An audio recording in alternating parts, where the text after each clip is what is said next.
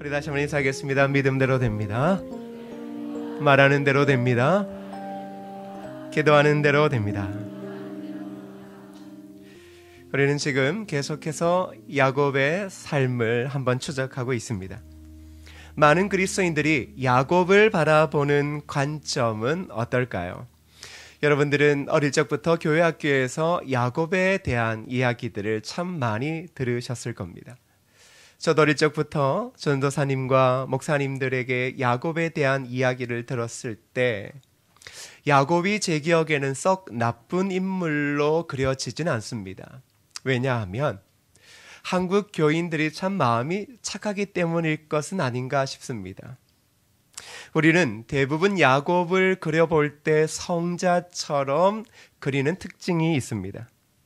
우리는 야곱이 별미로 아버지를 속여 장자의 축복을 취하는 파렴치하고도 율법에 반하는 패역한 모습조차도 축복을 사모하는 열정으로 이해하고 그리고 아버지께 별미를 드리는 헌신이라고 우리는 교훈하고 있습니다.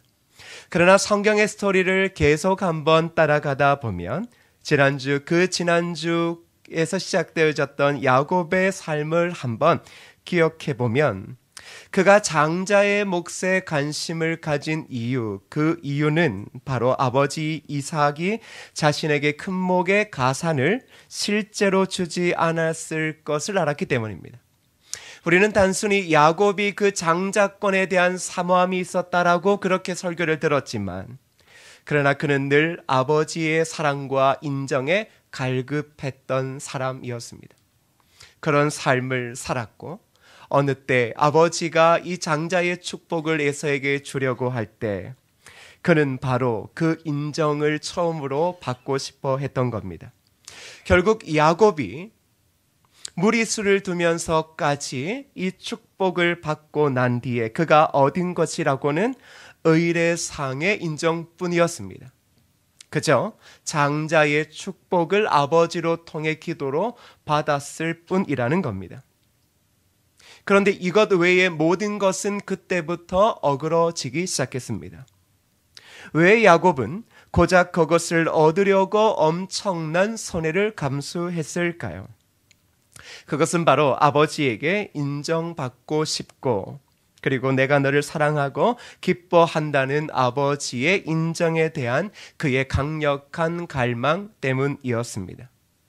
그래서 그는 자신의 외삼촌 집에서도 라헬을 통하여 그 인정을 대신 받고자 했던 겁니다. 야곱은 아버지를 속여 축복을 받을 때 처음으로 자신이 원하는 아버지의 사랑과 인정을 그때 받았을 겁니다. 이건 실질적으로 매우 대단하고 축복적인 장면이 아니라 상처 입은 아들의 그 모습이 가장 고스란히 드러나는 자리이고 그리고 그의 아픔이 어떻게 시작되어졌고 앞으로 어떻게 이어질지를 보여주는 자리일 뿐이었습니다. 야곱은 어머니의 태 속에서부터 싸웠다라고 말합니다. 그리고 결국 야곱의 인생은 싸움으로 시작해 싸움으로 끝나는 인생을 살게 되어집니다. 그는 아버지의 입에서 복을 들으려고 에서와 씨름을 했고 라헬의 얼굴에서 복을 보려고 라반과 씨름했습니다. 자, 그렇다면 이런 처절하고도 힘겨운 삶을 살면 잘 되어야 하지 않겠습니까? 그런데 야곱은 자신이 원하는 것을 싸워서 다 얻었습니다. 그러면 성공했는 겁니다. 그러면 그것으로 끝나야 합니다. 그리고 그렇게 맺어져야 합니다. 그런데 성경은 야곱이 그 모든 것들을 싸워 얻었지만 그것으로 기뻐했다라고 이야기하지 않고 있습니다. 성경은 야곱의 삶을 집중하며 기록할 때 그가 싸워 얻은 것으로 그가 만족함을 누렸다라는 것을 성경에 소개하지 않는다 말입니다. 그는 끊임없이 속이고 싸워 사랑하는 라헬을 얻었고 엄청난 부를 축적했습니다.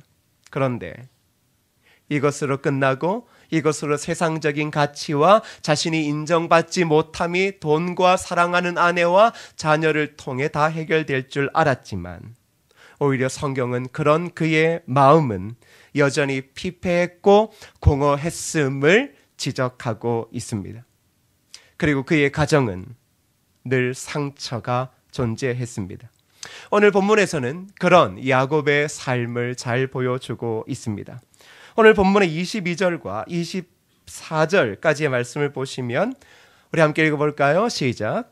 밤에 일어나 두 아내와 두 여종과 11아들을 인도하여 야복 나루를 건널세 그들을 인도하여 시내를 건너가게 하며 그의 소유도 건너가게 하고 야곱은 홀로 남았더니 어떤 사람이 날이 새도록 야곱과 씨름하다가. 이 말씀의 상황은 그렇습니다. 이제는 아내도 얻었고 그리고 부도 얻었습니다.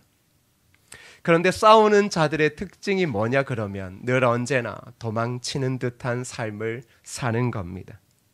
야곱은 자신의 외삼촌 집을 도망하듯 나왔습니다. 그리고 이제 그가 갈 곳이라고는 가장 그에게 익숙한 고향밖에 없었습니다.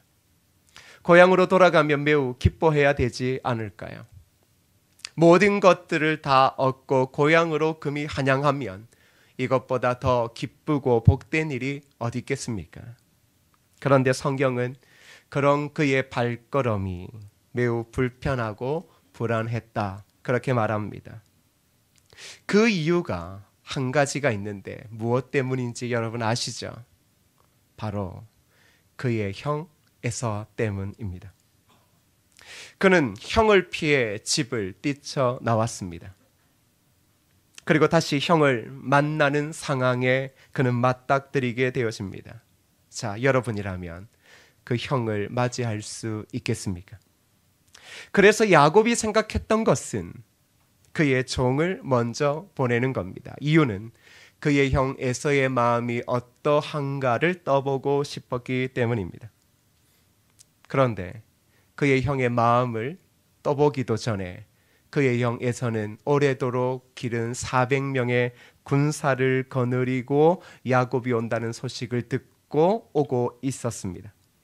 야곱의 마음과는 다르게 에서는 야곱이 떠난 이후 장자의 축복권을 빼앗긴 그 이후부터 무려 야곱이 돌아오는 20년 동안 그의 동생을 향한 복수의 칼을 날카롭게 세우고 있었던 겁니다.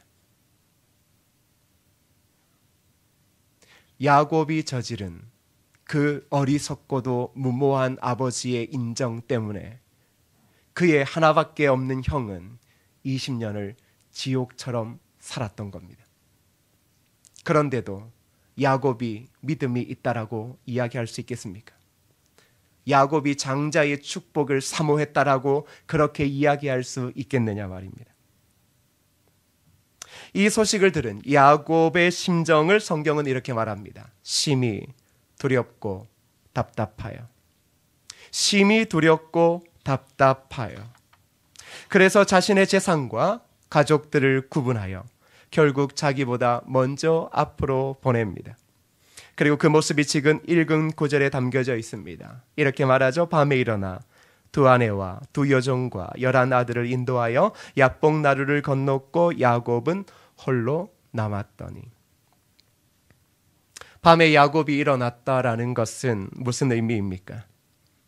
여러분도 저도 밤에 잠이 오지 않아 정신이 깨어져서 잠 한숨 못 자고 밤을 보낸 적이 우리 인생에 참 많은 시간들을 그렇게 보낸 적이 있을 겁니다. 심히 답답하고 두려워 잠을 잘 수 없는 그 상황, 그리고 결국 홀로 이 모든 문제를 해결해야 하는 상황에 처해 있을 때가 우리의 인생에는 왜 그리 많은지 모르겠습니다.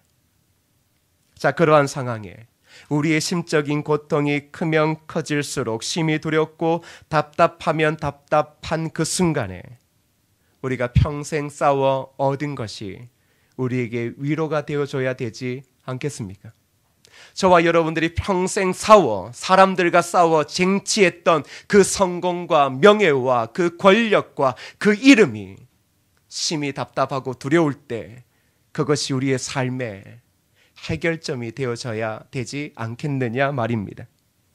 그런데 야곱의 삶에서 그가 평생 싸워왔지만 평생 싸워오고 누리고 가지게 된 어떤 것도 이 밤에 야곱의 마음을 풀어줄 수 없었다는 것입니다.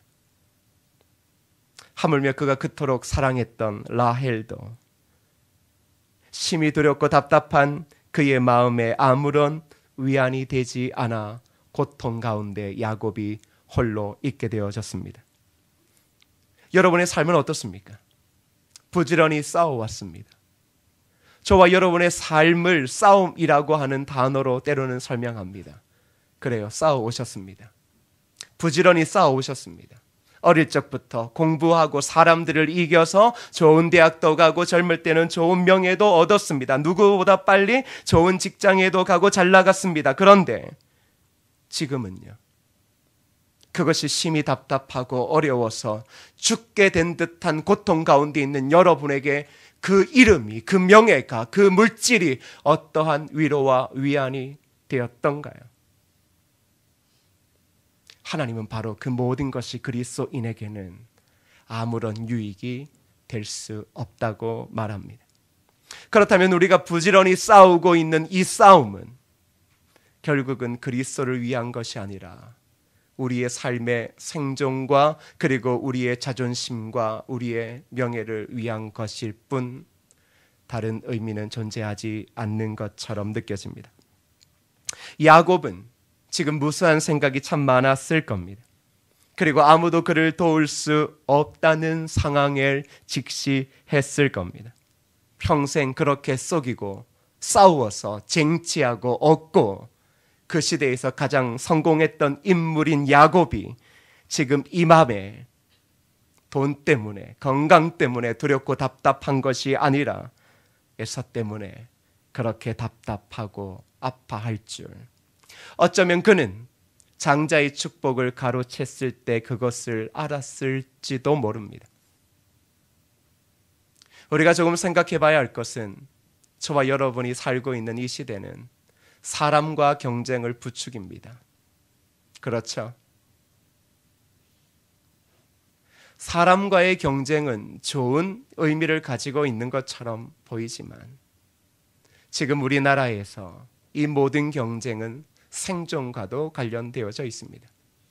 그저 여러분이 노력하고 땀을 흘리고 최선을 다하는 것을 누가 뭐라고 할 수 있겠냐마는 그러나 어떠한 이익과 돈 때문에 경쟁을 하고 있다면 그것은 여러분이 무엇인가를 얻을 때 한쪽에서는 무엇인가를 잃어버릴 뿐만 아니라 그것을 파고 들어가면 어떤 가정은 생존을 포기해야 될 만한 위험에 빠질 수도 있다는 겁니다. 그걸 생각해 보신 적이 있습니까? 야곱은 아버지의 인정과 사랑을 그토록 바랬지만 에서가 어떻게 될 줄은 잘 몰랐을 겁니다. 우리의 삶의 성공과 잘남과 그래도 누구보다 안정적인 삶을 추구하고 있지만 그래서 끊임없이 경쟁했던 우리의 삶에 에서와 같은 그런 인물들을 만들고 어느 순간에 그 인물 때문에 내가 얻고 내가 바라고 성취했던 모든 것들이 나에게 아무런 유익과 위로가 되지 못하는 때가 도래할 것이라는 사실입니다. 만일 그것이 그리스도인이라면, 저와 여러분이라면 우리가 살아가는 것이, 경쟁하는 것이 전혀 죄라고 인식하지 않고 누군가가 에서처럼 20년 동안 복수의 칼날을 가지고 나를 복수하려고 하고 있는 그 모든 것들을 만들어 놓았다면 그때 우리를 위로할 수 있는 분이 있겠느냐 말입니다. 그런데 하나님은 그의 사랑하는 자, 그의 택한 자를 축복하시고 위로하시고 구원해 주시는 분이 맞습니다. 바로 그때 누가 찾아옵니까? 본문의 말씀을 보면 어떤 사람이 찾아와 날이 새도록 야곱과 씨름하더라. 씨름한다라고 하는 것은 싸움하는 것 아닙니까? 그렇습니다. 야곱의 인생은 무수한 싸움의 연속이었습니다. 그런데 이 위기 상황에 또 싸움을 하고 있습니다. 그런데 그 싸움의 속성이 그 이전에 그가 싸워왔던 생존의 싸움과는 전혀 다른 의미를 가지고 있습니다. 이 싸움을 통해 그는 그의 인생이 전환점을 맞이하게 되어집니다. 이 세상에 어느 누구도 그를 위로할 수 없고 그 답답함을 해결할 수 없는 그때 유일한 분이 찾아와 그와 씨름하고 있습니다. 바로 그를 사랑하시는 하나님이십니다. 야곱의 인생, 그 인생은 지금껏 하나님이 있는 것처럼 살았던 것은 아닙니다. 그는 늘 자신의 머리를 믿었고 자신의 갈급한 인정과 사랑에 목매어 그는 끊임없이 자신이 하고자 하는 대로 인생을 만들어 왔고 그래서 사람들 눈에 보기에는 거대한 부를 이루었고 명예를 이루었습니다. 그런데 그의 삶은 하나님을 의식하지 않았습니다. 그런 반면 하나님은 한 번도 야곱을 떠나신 적이 없으셨습니다. 하나님은 야곱에게 약속하신 대로 그의 곁에 계셨고 그를 통하여 놀라운 믿음의 대를 이어가시려고 합니다. 우리가 그렇습니다. 우리는 때로 예수 그리스도를 믿고 있는다라고 말하지만 하나님 없는 인생처럼 살아갈 때가 많습니다. 하나님을 의식하지 않고 내 생각과 내 주관을 쫓아서 살아갑니다. 그리고 늘 언제나 하나님을 믿고 있는다라고 하지만 하나님을 그렇게 간절히 사모하지 않습니다. 그러다 문득 가슴이 답답하고 두렵고 나 혼자 모든 이 어려움과 아픔을 해결할 수 없는 상황에 그리스도인이 빠집니다. 그때 기억하셔야 될 게 뭔 줄 아십니까? 죽었다, 벌 받는다가 아니라 바로 그 순간 하나님이 찾아오신다는 겁니다. 바로 그때가 우리를 사랑하시고 위로하시는 하나님을 더욱 느끼는 때이며 하나님의 축복이 임하는 시간이고 그리고 우리가 진정으로 제대로 싸워야 될 승부를 해야 될 시점입니다. 자, 그렇다면 그런 순간에 찾아오신 하나님, 그 하나님이 찾아오셨다면 이유는 한 가지입니다. 야곱 위로해 주시기 위해서입니다. 이 문제를 이미 해결하신 하나님께서 찾아오셔서 그의 삶에 진정한 축복의 길을 열어주시기 위해서입니다. 그런데 그 방법이 독특합니다. 25절을 함께 읽겠습니다. 25절입니다. 시작. 자기가 야곱을 이기지 못함을 보고 그가 야곱의 허벅지 관절을 치매 야곱의 허벅지 관절이 그 사람과 씨름할 때에 어긋났더라. 위로하시는데 어떻게 하십니까? 잘못 이해하면 하나님이 한번 해초리를 들고 강하게 때린 것처럼 보이죠. 그런데 여기에서 좀 중요한 단어가 치매이라는 단어입니다. 하나님이 야곱을 쳤다. 이 히브리어 단어는 문자적으로 무엇을 의미하냐 그러면 가장 가벼운 접촉이나 살짝 되는 것을 뜻합니다. 자, 하나님이 쳤다라는 것은 해초리를 들고 때렸다라는 개념이 아닙니다. 하나님의 손으로 살짝 그에게 되었다. 여러분, 하나님이 얼마나 힘이 강하신 분인지 아시겠죠? 그러니까 하나님이 조심조심해서 지금 누구를 다루시고 있는 거예요? 야곱을 다루시고 있는 거예요. 야곱의 생명을 지키고자 하나님이 조심해서 야곱의 몸에 그 허벅지 관절에 손을 살짝 떼었더니 어떤 일이 벌어집니까? 그것이 옛 성경을 보면 부러졌다라고 이야기를 합니다. 자, 여러분, 누가 부러뜨린 겁니까? 하나님께서 부러뜨렸습니다. 지금 위로가 필요한 상황 아닙니까? 하나님은 한 번도 그를 떠나신 적이 없으신 분 아닙니까? 그런데 그 답답하고 외로운 밤에 찾아오셔서 하나님이 그리스도인을 위로하시고 야곱을 위로하시는 그 모습은 우리의 생각과 너무나 다르다라는 겁니다. 그래서 우리가 하나님의 뜻을 쉽게 발견하기 어려운 겁니다. 지금 야곱에게 필요한 것은 새로운 힘입니다. 정말 강력한 힘이 필요했습니다. 에서가 20년 동안 길렀던 그 강력한 군사보다 더 강한 군사가 그에게 필요했을 겁니다. 그런데 하나님은 어떻게 합니까? 강함이 필요한 그에게 바로 그의 환도뼈를 쳐서 절개해 버립니다. 하나님의 이유는 한 가지입니다. 바로 야곱을 약하게 만들고 싶었기 때문입니다. 우리는 어려움이 찾아오고 나보다 강한 상대가 찾아오면 저와 여러분은 뭐 하려 하죠? 싸우려 합니다. 근데 여러분, 우리가 싸우려 할 때 나만 강해지던가요? 내가 싸우려고 하는 대상도 눈치를 채고 그도 강해지려 합니다. 싸움이 끝나지 않습니다. 이 싸움은 누군가 죽든지 둘이 죽어야 끝나는 싸움입니다. 우리는 이러한 싸움에 익숙합니다. 저 사람도 강하니 나는 더 부지런히 잠을 자지 않고 쪽잠을 자서라도 더 강하게 준비해서 그들을 이겨야 돼. 이것이 얼마나 화려하고 대단한 이 세상의 유혹입니까? 우리가 아이들에게도 뭐라 그럽니까? 너 제자할 때 쟤보다 1시간만 더 공부하면 1등 돼. 그런 얘기 아닙니까? 야, 제가 먹고 놀 때 너는 그때도 공부해야 되고 제가 공부할 때는 당연히 너는 더 공부해야 돼. 결국 그런 인생을 살아가는 사람에게 그가 어떠한 명예를 이루고 어떠한 리더십을 가지더라도 사람을 돌보고 사람을 품을 수 있을 거라 기대하시면 안 됩니다. 결국 강한 상대가 서로 맞부딪혀 싸우면 둘 다 큰 손상을 입게 되어집니다. 부부싸움이 예입니다. 결혼하고 첫 부부싸움을 할 때 누구 하나 죽는 사람이 있습니까? 없습니까? 없죠. 아내가 그렇게 독할 거라고 생각 못 해보셨죠? 남자가 이렇게 무식하고 고집이 셀 줄 모르셨죠? 근데 원래 그 남자는 그런 남자였고 그 여자는 본성이 그런 여자였습니다. 그런데 그렇게 강한 두 사람이 싸우면 어떻게 됩니까? 속된 말로 가정 풍지박산납니다. 우리는 강하면 이길 수 있을 거다라고 생각합니다. 그래서 초창기에 힘을 부여잡으려고 합니다.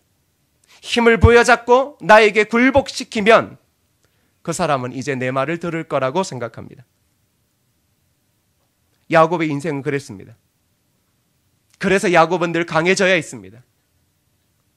집을 떠나왔기에 더 강해져야 됐고 누구보다 그는 철저하게 자신만을 위해 살아야 했습니다. 그래서 지금 이 순간에도 야곱은 에서를 이길 수 있는 큰 힘을 원했을 겁니다. 여러분도 동일할 겁니다. 지금 하나님 앞에 무엇을 원하는 겁니까? 위로를 원하시는 것은 아닌 것 같습니다. 여러분들은 강력한 힘을 원합니다.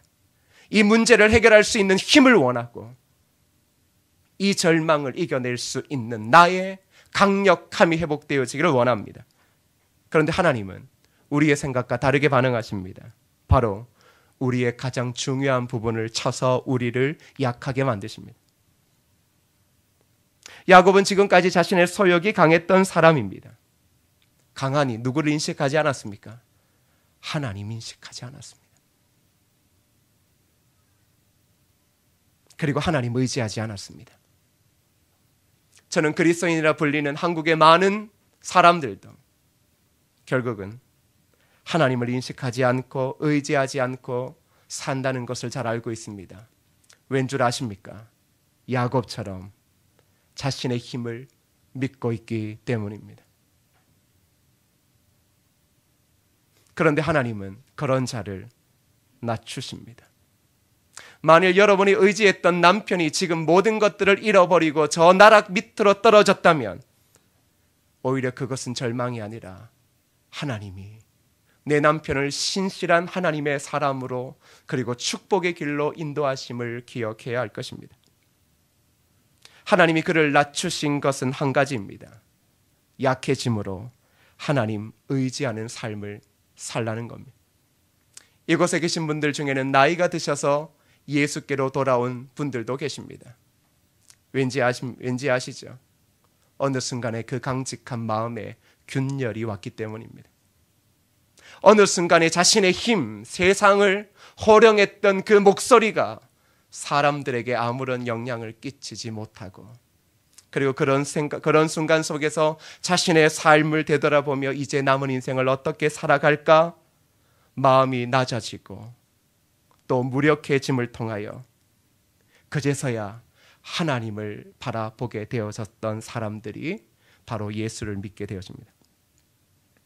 하나님은 이 강한 야곱을 약하게 하심을 통하여 이제 한 번도 의지하지 않았던 하나님을 의지하고 살려고 말하고 있습니다. 사랑하는 성도 여러분, 그리스도인들은 하나님의 말씀을 통하여 늘 언제나 겸손과 낮아짐에 대해서 이야기를 많이 합니다. 그리고 이렇게 말하죠. 약함이 능력이라. 하나님은 바로 그리스도인들이 살아가는 축복의 비결을 야곱에게 보여주십니다. 그건 약해짐은 무능력이 아니라 오히려 하나님을 더욱 의지하게 하는 것임. 바로 그것을 알려주고 있는 겁니다.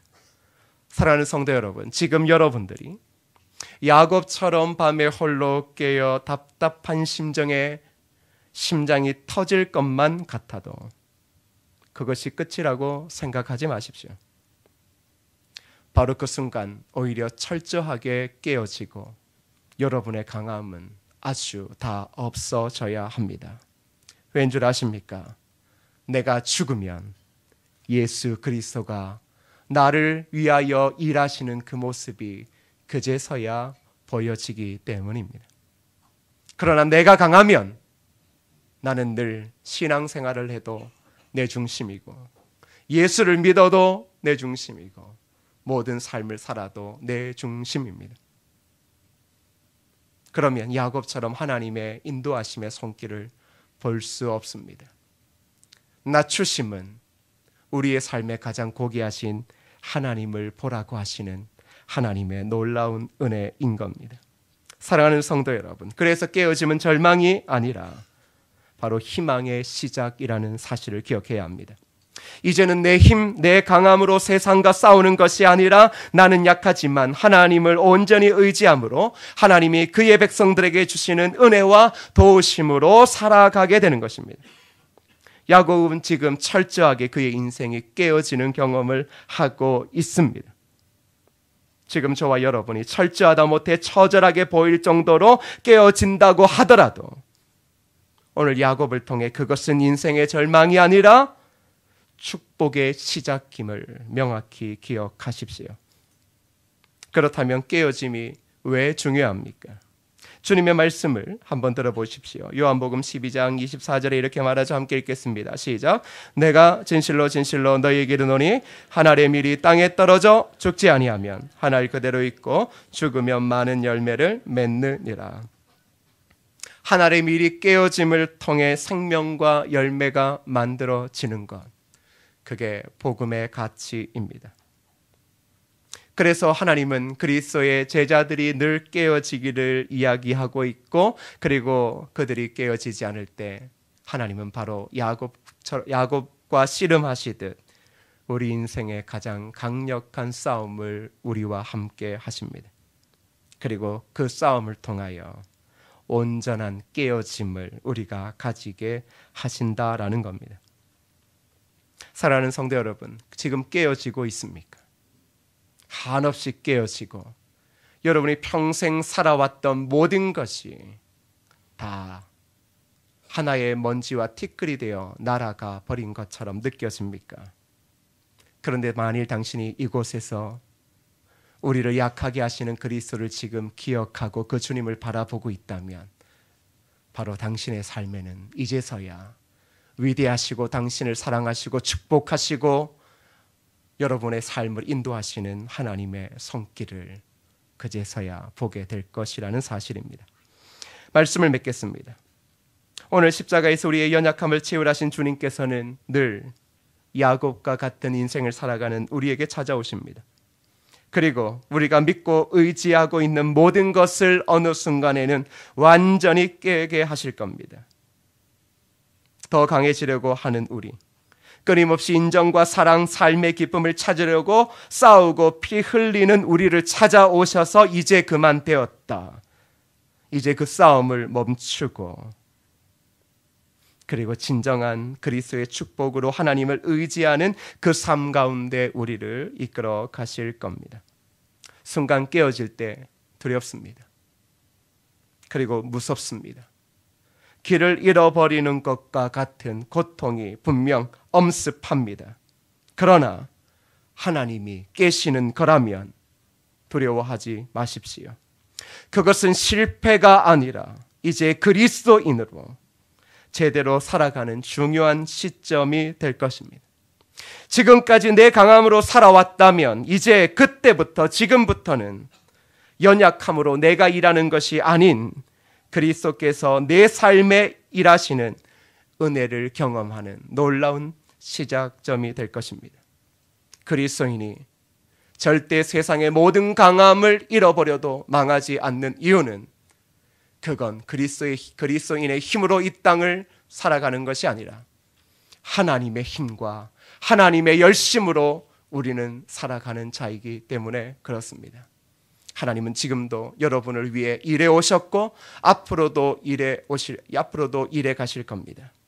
그 하나님은 때론 우리의 강함을 쳐시고 우리의 환도뼈를 부러뜨리시지만 그러나 그 모든 것들을 은혜로 바꾸시는 분임을 잊지 말고 절망과 어두운 밤 속에 답답하고 가슴이 터질 듯한 어려움이 있다면 바로 지금 이 순간이 하나님의 은혜 가운데 이제는 하나님만을 의지하며 살아가는 참된 제자의 길의 시작에 서 있음을 온전히 믿고 완전히 깨어짐을 통하여 저와 여러분의 그 연약하고 낮아진 삶과 깨어짐을 통해 오직 생명의 열매가 맺혀지고 예수 그리스도의 복음의 능력이 시대 가운데 드러나는 은혜가 있기를 주님의 이름으로 축복합니다. 우리 이 시간 함께 이렇게 찬양하시겠습니다. 약할 때 강함 대신에 나의 보배가 되신 주 나의 모든 것. 그런 것 같습니다. 내가 약하면 하나님 강함 되십니다. 그러나 내가 강하면 하나님은 드러나지 않습니다. 삶의 문제를 어떻게 해결하려 하십니까? 그리스도인으로서 지금의 위기들을 어떻게 해결하려 하십니까? 지금 강해지려고 하나님 앞에 부르짖는 것 아닙니까? 강해져서 내 자존심 하나도 안 상하고 다시 회복되어지는 그 삶을 꿈꾸고 있는 것 아닙니까? 근데 하나님은 우리의 자존심을 세워주려고 하시는 것 아닙니다. 여러분 더 강하게 하려고 하는 것도 아닙니다. 하나님은 단순히 여러분에게 내가 가장 소중한 자이다. 그리고 너 인생은 내가 이끌어가고 있기에 이 절망과 이 아픔의 눈물을 이제 멈춰도 된다. 주님은 바로 약함 가운데 그 하나님이 평생 동안 우리를 떠나지 않으시고 앞으로도 인도하시고 보호하실 것을 보여주고 있습니다. 바로 그 증표가 예수 그리스도잖아요. 이 시간 찬양하실 때 두렵고 미치는 듯한 삶에 있다면 하나님 나를 더 연약하게 하시고 약하게 하시고 완전히 깨어지게 하셔서 오직 예수 그리스도만이 드러나고 그분이 나를 통해 일하시고 복 주시는 그 깊은 은혜를 경험하며 살아가는 축복이 있게 하여 달라고 우리 그런 마음으로 함께 고백하겠습니다. 약할 때 강함 대신에 약할 때 강함 대신에 나의 보배가 되신 주 나의 모든 것 주 안에 있는 보물을 나는 포기할 수 없네 주 나의 모든 우리의 약함이 은혜임을 다시 한번 고백할까요? 약할 때 강함 대신에 나의 보배가 되신 주 나의 모든 것 주 안에 있는 보물을 나는 포기할 수 없네 주 나의 모든 우리 그 주님의 이름을 고백합시다.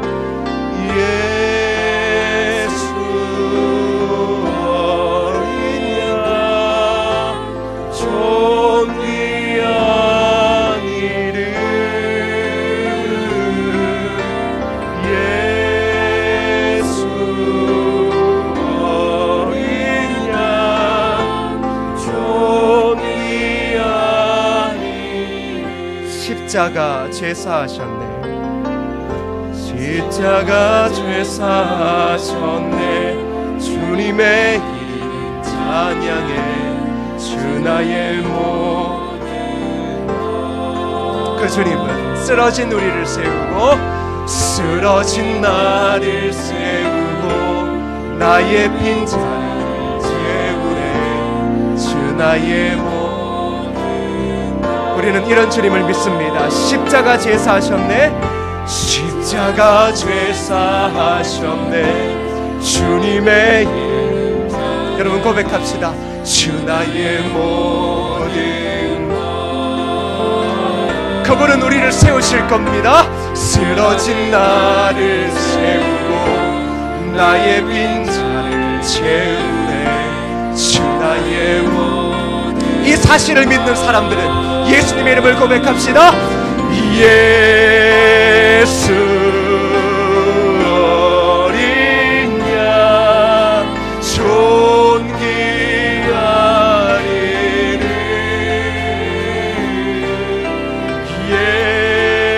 예수 어린 양 예수 어린 양 존귀하리를. 예수 어린 양 존귀하리를. 아멘. 예수 어린 양.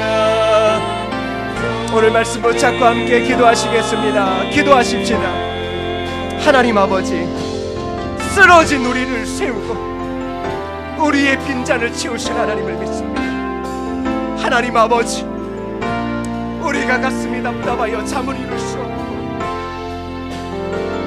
우리의 이 삶이 도무지 길이 보이지 않지만 그렇게 쓰러진 우리를 세우시고 복주실 하나님을 믿습니다. 하나님, 우리에게 은혜를 주옵소서.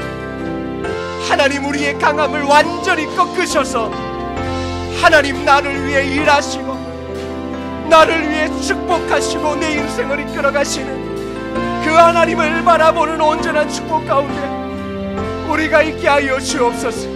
하나님이여, 귀한 믿음의 백성들이 강함을 원하는 것이 아니라 하나님을 원하오니 하나님, 우리의 유일한 강함이 되어 주옵소서. 하나님, 우리의 유일한 구원이 되어 주옵소서. 하나님, 이 시간 그렇게 하나님의 은혜를 구합니다. 쓰러진 우리를 세워달라고 기도하는 성도들의 그 삶을 축복하여 주. 하나님, 쓰러진 하나님의 백성이 많습니다. 모든 것들을 다 잃어버린 채 이 땅의 가장 낮은 곳에 그저 엎드려 있다라는 사실을 고통으로 느끼는 자들이 참 많습니다. 강함이 영원할 줄 알았는데 그 강함은 사라지고 점점 약해져가는 우리 자신을 볼 때마다 우리의 인생이 끝난 것은 아닐까라는 절망을 가질 때가 많습니다. 그런 우리에게 찾아오셔서 오히려 우리의 남아있는 강함까지도 부러뜨리시고 더욱더 철저하게 깨워주시는 위로를 통해 진정한 그리스도인의 삶이 사람의 강함에 있는 것이 아니라 예수 그리스도를 의지하는 것에 있음을 알게 하시는 하나님의 그 은혜 앞에 우리 모두가 고개를 숙이며 나를 위해 지금껏 영원히 일하시는 그 하나님을 주목하며 그 하나님의 열심 가운데 그 하나님이 채워주시는 은혜를 경험하며 살아가게 하여 주옵소서. 명절이지만 자신의 가정을 제대로 책임지지 못하는 아버지의 어깨에 무거움이 있는 아버지들이 있습니다. 주여, 그 아버지들의 마음의 고통을 위로하여 주옵소서. 그 아버지들이 그저 아버지라는 그 이름 하나로 남편이라는 그 이름 하나로 평생 자신의 몸을 기계처럼 직장에 던지며 숨이 닿을 때까지 아내와 자녀, 그저 가정을 위해 살아가는 그 아버지들이 이번 명절 가정을 통하여 위로받게 하시고, 자녀를 통하여 인정받게 하시고, 그리고 하나님의 크신 은혜 가운데 소망을 두고 그 가정을 책임지게 하여 주옵소서. 어쩌면 이곳에는 사랑하는 자녀들을 먼저 떠나보내고 홀로 그 작은 방에서 명절을 보내야 되는 이 시대의 부모님들도 있습니다. 찾아오는 자녀가 아무도 없는 그들을 위로하여 주시고, 주님 바라옵기는 주님만이 소망 되어 주옵소서. 예수님의 이름으로 기도드립니다. 아멘.